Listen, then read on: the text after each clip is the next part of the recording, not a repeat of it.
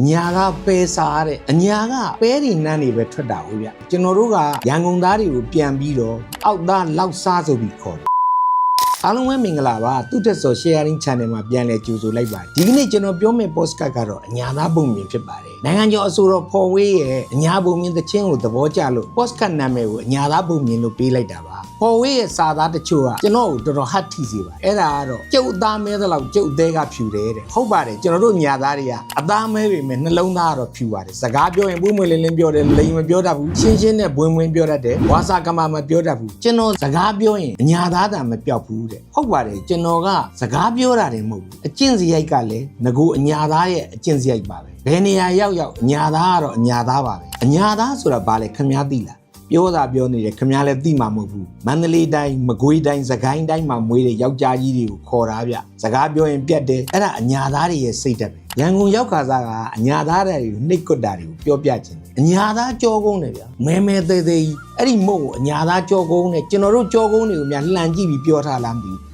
တကယ်တမ်းတော့သူ့နာမည်ကမုံကျွဲသေးပါဗျအညာကပဲစားတဲ့အညာကပဲဒီနန်းတွေပဲထွက်တာဟုတ်ဗျအဲ့ခါကျတော့ကျွန်တော်တို့ကမနဲ့မိုးလင်းတာနဲ့ပဲပြုတ်စတော်ပဲပြုတ်နဲ့စဖွင့်နေလေဆိုရင်လည်းဂရီပါပဲပြုတ်ပဲဟင်းမျိုးစုံနာမည်မျိုးစုံကကိုမထွက်တော့အဲ့တော့အညာသားပဲစားခေါ်တယ်ကျွန်တော်တို့ကရန်ကုန်သားတွေကိုပြန်ပြီးတော့အောက်သားလောက်စားဆိုပြီးခေါ်တယ်ရန်ကုန်သားတွေကငပိသိပ်ကြိုက်တာဟုတ်ဗျငပိထဲမှာလည်းလောက်ကအမြဲတမ်းပါနေတယ်ငပိနဲ့လောက်ရွှေနဲ့ကြောက်လို့တောင်ပြောကြသေးတယ်လက်ဖက်ရည်ဆိုင်သွားထိုင်လို့ဆိုင်ပန်ရှင်ကနေဇပွဲတိုးလေးကိုဟဲ့ကောင်အညာသားမင်းစောက်သုံးကိုမကြောက်လို့ပြောလိုက်ကျွန်တော်အများပြောသလားပေါ့ကိုများပြောနေလားဆိုပြီးတော့မှစိတ်ကခံစားမိတယ်ဗျတကယ်တော့မွေးရမြေကိုစွန့်ပြီးတော့တခြားမြို့နေရွှေ့ပြောင်းနေဆိုတာ migration ဖြစ်စဉ်တစ်ခုပါနွားတွေတောင်မှရေကြီးရာမျက်နှာရအောင်ပြောင်းရွှေ့အခြေချနေထိုင်ရသေးတာပဲကျွန်တော်တို့လည်းစီးပွားရေးအခွင့်အလမ်းရှိတဲ့နေရာတွေကိုရွှေ့ပြောင်းနေကြရမှာပါပဲကျွန်တော်သာအညာမှာဆက်နေခဲ့ရင်တော့ဒီကနေ့ပိုင်ဆိုင်ရတဲ့ဘဝမျိုးပိုင်ဆိုင်နိုင်မယ်လို့တော့မထင်မိပါဘူးရန်ကုန်ရောက်ခါစားလမ်းဘေးဆိုင်မှာထမင်းဝယ်စားထမင်းတစ်ပွဲ9မှတ်နဲ့ဝယ်စားလို့ရ9မှတ်ဆိုတာကြက်တန်တရွက်နဲ့တမတ်စီတစ်စီထမင်းတစ်ပွဲ9မှတ်ကလက်မလောက်ကြီးတဲ့ပဇွန်3កောင်ပါဒီနေ့ခေတ်မှာတော့ဗျာ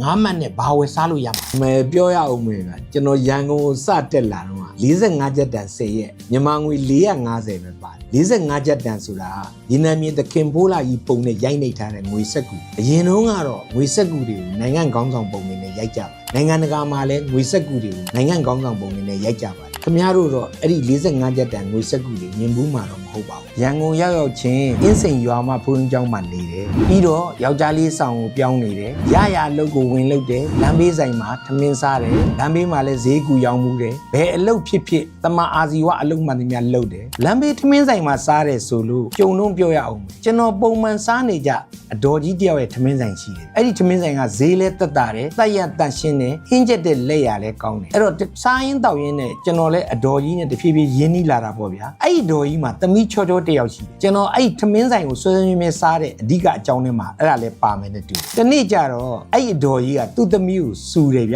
ျအလုပ်လုပ်တာအဆင်မပြေလို့ဟဲ့ကောင်မနင်ကြည့်လိုက်ရင်တော့ငါနင့်ကိုအညာသားနဲ့ပေးစားမယ်ဆိုတော့ကျွန်တော်လည်းရေငတ်တော့ရေရင်းနဲ့ကြာသွားတယ်သူ့သမီးကလည်းတော်တော်ချိုးတယ်အဲ့ဒါနဲ့ကျွန်တော်လည်းရင်းနှီးနေတော့ဘာဖြစ်လို့သူ့ကိုအညာသားနဲ့ပေးစားခြင်းတာလဲဟဲ့ကောင်လေးညာသားတွေကအသားမဲမဲရုပ်ကလည်းစူးစူးတောခိုက်ဒါပေမဲ့သူတို့ယူထားတဲ့မိန်းမကိုတော့နွားလိုယုံကြည်တာပဲအဲ့အတန်လဲကြာတော့ကျွန်တော်လည်းရှေ့ဆက်မမေးရတော့ဘူးသူ့သမီးကိုယူရင်ကနွားလိုယုံကြည်နေရမှာကြောက်တာအဲ့မှာလည်းကျွန်တော်ဘာတွေသိလိုက်ရလဲဆိုတော့ရန်ကုန်ကလူတွေရဲ့အညာသားပေါ်မြင်တဲ့အမြင်ကိုလည်းအဲ့မှာသွားသိရတယ်ဗျအညာသားတွေထဲမှာတကယ်လူတော်တွေအများကြီးရှိပါတယ်ကျွန်တော်တို့အမျိုးသားကောင်းဆောင်ကြီးဗိုလ်ချုပ်အောင်ဆန်းလူထုဦးလာလူထုဒေါ်အမာနန်းတော်ရှိဆရာတင်အညာသားထဲမှာလူတော်တွေအများကြီးပဲပြောလို့တော့မကုန်ပါဘူးဗျာအညာကနေရန်ကုန်ကိုလာအလုပ်လုပ်တဲ့လူတိုင်းကချိုးကြံချွေတာရတယ်ဗျရတဲ့ဝင်ငွေနဲ့လုံလောက်အောင်နေရတယ်အဲ့တော့ကျွန်တော်တို့အညာသားတွေကစီနေတယ်အညာသားတွေဆိုလို့ရှိရင်နှမျောတတ်တယ်ဆိုပြီးတော့ပြောကြဆိုကြတယ်အဲ့ဒီအထဲမှာမှတော်တော်မတ်ရစကားတစ်ခုကျွန်တော်သွားပြီးကြုံဘူးတယ်ဗျတနေ့တော့ကျွန်တော်လိုင်းကားတို့စီရင်းနဲ့စပယ်ယာ2ယောက်တယောက်ကိုတယောက်နှုတ်ဆက်တာကိုကျွန်တော်ကြားရတယ်ဗျကျွန်တော်ကားကစပယ်ယာကနေတခြားကားကစပယ်ယာကိုလှမ်းရတယ်ဟဲ့ကောင်အညာသားတဲ့ကြက်သားရင်စားပြီးချီးခုနှစ်ရက်မယိုတဲ့ကောင်နဲ့ကျွန်တော်လည်းကြားချင်းတော်တော်လန့်သွားတယ်အညာသားရဲ့ချွေတာစုဆောင်းပုံကစီနဲပုံကိုဗျာအတိတ်တရဝုန်းဒီအလင်ကနဲ့ပြောထားတာတော်တော်ကိုရည်စရာလဲကောင်းတယ်မှတ်လဲမှတ်သားစရာကောင်းတယ်ဗျကျွန်တော်ဒီ podcast ကအနှစ်ချုပ်ကိုပြောရရင် ခမည်းတော်တရားမပြောင်းတကောင်းမဖြစ်ဆိုသလိုစီးပွားရေးအခွင့်အလမ်းတိုးတက်ဖို့အခွင့်အလမ်းနည်းပါတဲ့နေရက်တွေကိုစွန့်ခွာပြီးတော့ရေကြီးရာမျက်နှာကိုရှာပါအဲ့ဒီနေရာကိုရောက်ရင်လေအလုပ်မျိုးစုံလုပ်ပါစူးစမ်းပန်းစားလုပ်ပါချိုးကြံချွေတာပြီးငွေစုပါခမည်းတော်ချမ်းသာမှခမည်းတော်ရဲ့မွေးရမျိုးပြန်ကြပါခမည်းတော်တကယ်လိုအပ်တယ်ဆိုရင်နိုင်ငံရဲ့ခြားတီသွားပြီးစီးပွားရှာကြပါလို့ကျွန်တော်အကြံပြုချင်ပါတယ်ရန်ကုန်ရောက်ကစားဗျာအလုပ်ကလည်းမရှိဘူးဝင်ငွေရလည်းမရှိဘူးအဲ့တော့ဘဝရက်တီဘဝလည်းခက်ခဲတယ်စားဝတ်နေရလည်းအဆင်မပြေဆိုတော့အဲ့ဒီမှာကျူရှင်ဆရာဝင်လောက်တာတကယ်တမ်းတော့ကျူရှင်သင်တဲ့အတွေ့အကြုံရှိလွန်းလို့တက်လွန်းလို့မဟုတ်ဘူးဗျကျွန်တော်ငတ်လွန်းလို့လုပ်တာဒါကြောင့်ကျွန်တော် podcast ကိုလည်းနာမည်ဘယ်လိုပေးလိုက်တယ်လဲဆိုတော့ငတ်လို့သင်တဲ့ဆရာဆိုပြီး podcast နာမည်ကိုပေးထားပါတယ်ကျွန်တော်ရန်ကုန်ရောက်ကစားအလုပ်တဲ့ကျူရှင်ဆရာဘဝအကြောင်းကိုပြောမယ်နောက် podcast ကိုပူပြပြနားဆင်နိုင်မှုအတွက်ကျွန်တော်ရဲ့ channel လေးကိုလည်း like and subscribe လုပ်ထားဖို့လည်းမမေ့ပါနဲ့နော်ကျွန်တော်ရဲ့ channel ကိုအစအဆုံးကြည့်ရှုနားဆင်ပေးတဲ့လူတဦးချင်းစီတိုင်းကိုသူကျေးဇူးတင်ပါတယ်စိတ်ချမ်းသာခြင်းကိုယ်ကြီးချမ်းသာခြင်းနဲ့ပြည့်စုံကြပါစေရန်သူမျိုး၅ပါးဘေးရန်မှကင်းဝေးကြပါစေလို့ဆုတောင်းလိုက်ပါတယ်အားလုံးကိုလေးစားပါတယ်ကျွန်တော်သူ့ထက်စော်ပါ